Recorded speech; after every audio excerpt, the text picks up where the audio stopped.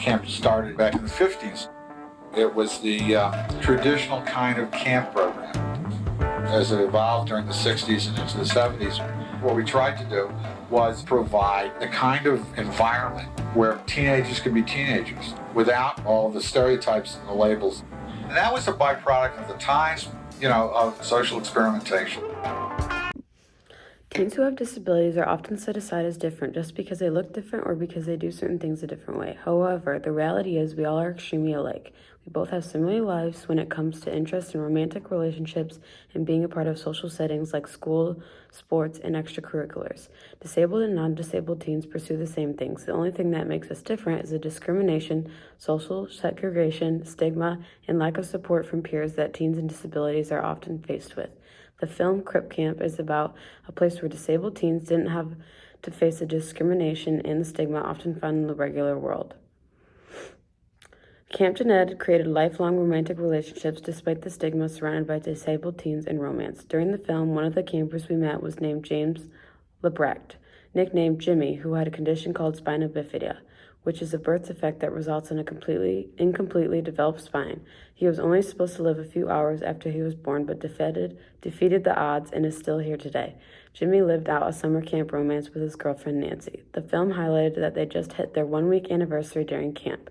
Jimmy got to live a short-term summer romance, as did many of their camp friends. However, other friends found lifelong romantic partners like Denise Scherer Jacobson and Neil Jacobson, who fell in love at summer camp and eventually got married.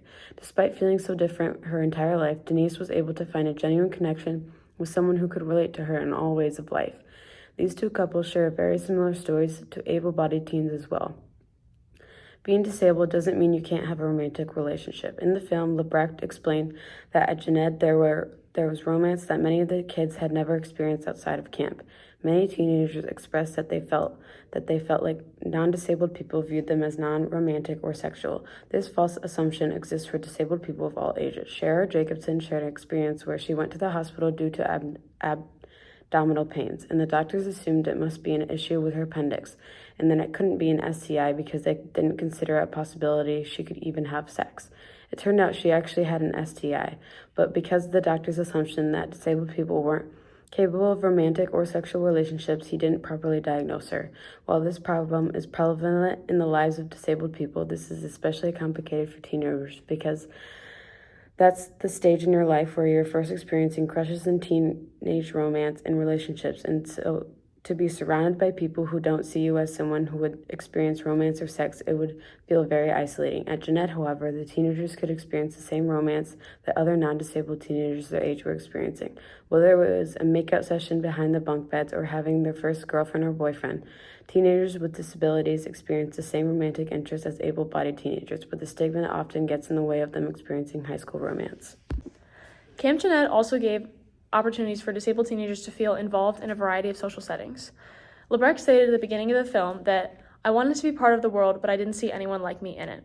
This is how the film introduced the feeling of being on the outside that many disabled kids at Camp Jeanette felt when they were back at home. One of the main places kids felt sidelined was in school.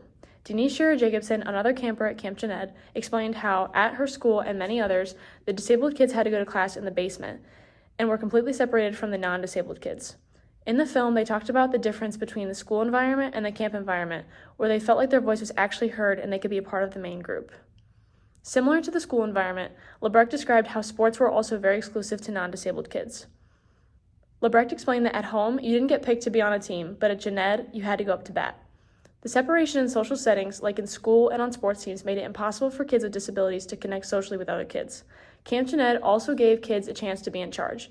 Judith Heumann, American disability rights activist and former camper, explained how in school, kids with disabilities often couldn't be a part of the group, but at camp, she actually got to be in charge. This is another example of how Camp Jeanette gave disabled teenagers the feeling of being part of the group that they didn't feel in the outside world.